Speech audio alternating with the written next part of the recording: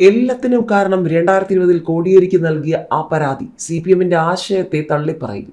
അഭ്യൂഹങ്ങൾക്കൊടുവിൽ BJPയിൽ ചേക്കേറിയിരിക്കുകയാണ് 3 തവണ ദേവികുളം MLAയും ഇടുക്കി ജില്ലാ പഞ്ചായത്ത് മുൻ പ്രസിഡന്റുമായ CPM നേതാവ് S രാജേന്ദ്രൻ. നിരന്തരമായ കുറ്റപ്പെടുത്തലുകളിൽ മുറിവേറ്റാണ് കൂടുമാറ്റമെന്ന് രാജേന്ദ്രൻ പറയുന്നു. വേണ്ടെന്ന് പറയുന്നിടത്ത് പിന്നെയും നിൽക്കുന്നതിനേക്കാൾ നല്ലത് പുറത്തു പോകുന്നതാണെന്ന് കരുതി. പുതുതലമുറകൾക്കും പിൻഗാമികൾക്കും പുതിയൊരു അധ്യായം ഉണ്ടാവട്ടെ എന്നും പൊതു താല്പര്യത്തിലാണ് BJP പ്രവേശനമെന്നും രാജേന്ദ്രൻ പറഞ്ഞു.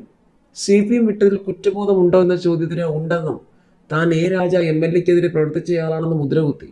ചെയ്തിട്ടുണ്ടെങ്കിൽ പ്രശ്നമില്ല, പക്ഷേ അനാവശ്യമായി കുറ്റപ്പെടുത്തിയതിലാണ് പ്രയാസം.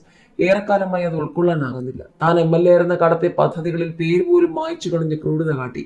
മന്ത്രിമാരുള്ള പൊതുചടങ്ങിൽ നോട്ടീസിൽ പോലും പേര് വയ്ക്കരുതെന്നും തർക്കമുണ്ടാക്കി. അതിനു മാത്രം പാർട്ടി വിരുദ്ധമായി എന്തു ചെയ്തു? 2011 മുതൽ ഒഴിവാക്കാനുള്ള ശ്രമത്തിലായിരുന്നു. ഇടയ്ക്ക് CPM സംസ്ഥാന സെക്രട്ടറി കോടിയേരി ബാലകൃഷ്ണൻ ഇടപെട്ട് പരിഹരിച്ചു. മുഖ്യമന്ത്രി പിണറായി വിജയനും ഇപ്പോഴത്തെ സെക്രട്ടറി MV ഗോവിന്ദനും പറഞ്ഞിട്ടും കേൾക്കാത്ത നിലപാടാണ് ഇടുക്കിയിലെ പാർട്ടിക്കെങ്കിൽ പിന്നെ അവിടെ നിന്നാൽ സംരക്ഷണം ഇല്ലല്ലോ എന്നാണ് രാജേന്ദ്രന്റെ നിലപാട്. ഇടുക്കിയിലെ നേതാവായ മണി ആശാനും കൂടെ നിർത്താൻ ഇടപെട്ടില്ലേ എന്ന ചോദ്യത്തിന് നേതാവിന്റെ രീതിയിൽ നിന്നാൽ പ്രശ്നം പരിഹരിക്കപ്പെടും.